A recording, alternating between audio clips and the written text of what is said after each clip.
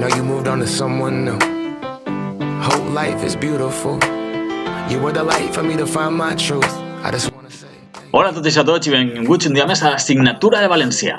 Avui ens toca la part d'ortografia i concretament anem a veure els 2 punts.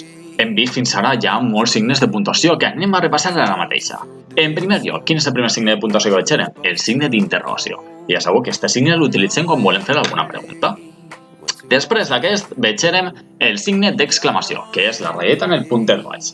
Este signe l'utilitzem quan volem expressar sorpresa, admiració, malestar, quan estem enfadats, quan volem donar una ordre.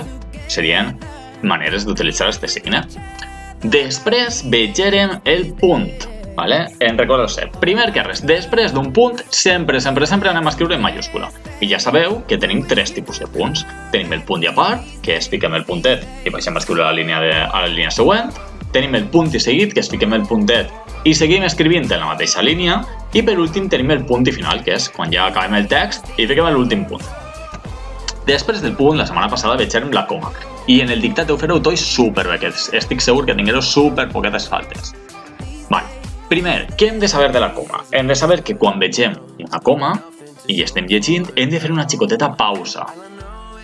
I després ja sabeu que la coma l'anem a utilitzar per a 2 casos. Primer, per a enumerar coses, per a una enumeració, una llista d'algo, i després per a separar oracions que continuen en el temps. I tenim així els nostres monstres per a veure els exemples.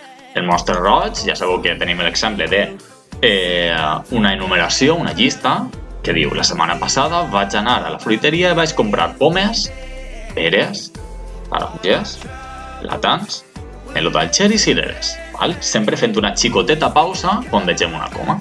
I després tenim per separar oracions que continuen. I l'exemple era el dilluns per la vesprada de netejar la meva habitació, llevar la roba, fer un pastís i dutxar-me.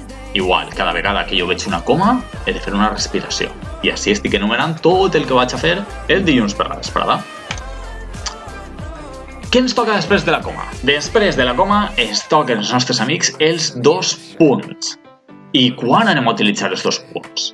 Els 2 punts els anem a utilitzar quan vegem una enumeració, és a dir, quan anem a dir una llista de coses, anem a ficar els 2 punts abans de dir aquesta llista. I després també anem a utilitzar aquests 2 punts per a introduir les paraules que diu una altra persona. Mireu, anem a veure els exemples. Anem amb el Com el Cocos Xica, que ens va dir l'exemple de l'enumeració. Mireu, així tenim. La setmana passada vaig anar al supermercat i vaig comprar. A diferència de quan estàvem treballant en la coma encara no havíem ficat els 2 puntets, però ara que ja els coneguem, els anem a ficar. Després de vaig comprar i vaig a fer una llista de coses que vaig comprar, he de ficar 2 puntets. Què vaig comprar? Pomes, peres, hamburgueses, plàtan i cocos. Si, per exemple, agafé el meu estoig i vaig a dir tot el que hi ha al meu estoig, jo diria: al meu estoig hi ha 2 punts. Polígraf, coma. Retoladors, coma. Goma, corra, coma. Vale? Heu entès aquest exemple? És molt facilet. Molt facilet saber utilitzar els 2 punts abans d'una enumeració. I després ens diu, per a introduir les paraules d'una altra persona. Anem a apretar el Com el Cocos Xica i anem a veure què ens conta. Mireu, el dilluns passat estava jugant amb la meva germana i em va dir, 2 punts, tens que respectar les regles. És a dir, quan jo estic contant alguna cosa i vaig a contar alguna que ha dit una altra persona, això que diu aquesta persona, jo abans d'escriure-ho he de ficar 2 punts. Per què? Perquè així sé que això ho està dient una altra persona, no ho ha dit jo, sinó ho ha dit una altra persona. Un altre exemple seria, quan estàvem en el pati, Cameron m'ha dit, 2 punts, vols vindre a jugar a futbol? Val? És una cosa super facileta. Anem a practicar-ho ara fent algunes activitats. Les activitats suposadament funcionen bé. Vale? Si no funcionen bé, m'ho digueu i jo ja faré el que puga per a que se milloren. Bueno, espero que us hagi agradat molt el vídeo i ens veiem la setmana que ve. Adeu!